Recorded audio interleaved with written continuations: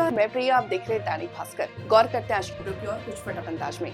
UP से लेकर दिल्ली तक कई जगहों पर तापमान 30 डिग्री पहुंच गया है। पूरे दिन धूप निकलने के कारण तापमान काफी तेजी से बढ़ा। दिल्ली में मंगलवार इस सीजन का सबसे गर्म दिन रहा।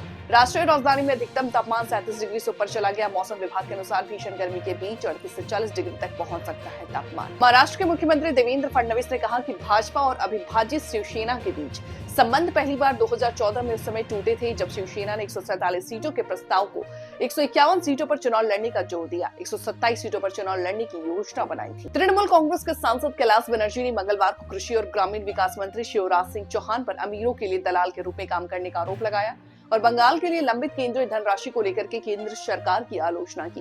भाजपा ने तुरंत पलटवार किया। कृषि राज्य मंत्री भागीरथ चौधरी ने बंगाल के सांसद के चौहान के रूप में अपमानजनक भाषा का माफी मांगी है। आतंकवादी संगठन हमास के कब्जे से बचाए गए एक बंधक ने दावा किया है कि अमेरिकी परिसर में हमास के गुर्गे मौजूद है। बंधक बनाए गए पीड़ितों द्वारा दायर मुकदमे में पता चला है कि हमास के अपहरणकर्ताओं ने एक बंधक श्लोमी जीव से कहा है कि अमेरिकी परिसर में संगठन के गुर्गे मौजूद हैं। जस्टिस सूर्यकांत और जस्टिस एन कोटेश्वर सिंह की पीठ ने वर्ष 2006 के दिल्ली हाई कोर्ट के उस आदेश के खिलाफ अपील की है जिसको निपटारा करते हुए निर्देश दिया गया कि सामान की लोडिंग और अनलोडिंग के लिए बाहरी रिंग रोड के अंदर ट्रकों के 24 घंटों तक प्रतिबंध लगाया गया है। हिंसा में आरोपित सपा सांसद जियाउर रहमान वर्क को नोटिस देने के लिए एसआईटी ने सोमवार को उनके आवास पर दस्तक दी।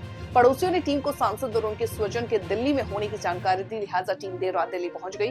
पुलिस ने दिल्ली में सांसद को नोटिस थमा दिया है। दिल्ली में शिक्षा के क्षेत्र में बड़ा बदलाव लाने के लिए सीएम रेखा गुप्ता ने बजट का बड़ा हिस्सा शिक्षा को आवंटित किया। महामाना पंडित मदन मोहन मालवीय विद्या शक्ति मिशन के तहत जेईई नीट, क्लेट सीट और सीयूईटी परीक्षाओं की तैयारी कर रहे छात्रों को मार्गदर्शन मिलेगा। मुंबई के सॉफ्टवेयर इंजीनियर को निजी समस्याओं के समाधान की तलाश में ज्योतिषी से सलाह लेना भारी पड़ गया। उसके साथ ही ज्योतिष के नाम पर 12,21,000 रुपए की ऑनलाइन ठगी हो गई। वहीं पीड़ित ने अपनी शिकायत साइबर थाने में दर्ज कराई। रक्षा मंत्रालय चीन और पाकिस्तान की सीमाओं पर ऑपरेशन के लिए इन हेलीकॉप्टर को खरीदने के मामले को मजबूती से आगे बढ़ा रहा।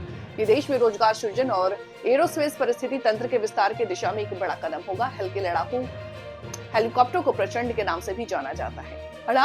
अन्ना द्रुमक महासचिव और तमिलनाडु के पूर्व मुख्यमंत्री एडियप्पी पालस्वामी ने मंगलवार को केंद्रीय गृह मंत्री अमित शाह से दिल्ली में मुलाकात की। ऐसा कहा जा रहा है कि अन्ना द्रुमक राज्य के विधानसभा में पहले भाजपा के साथ दोबारा गठबंधन कर सकती है। फिलहाल वक्त हो चला एक छोटे से ब्रेक का। जल्द हाजिर होंगे ब्रेक के बाद। तब तक के लिए बने रहे हमारे साथ और मुझे दीजिए इजाजत। नमस्कार।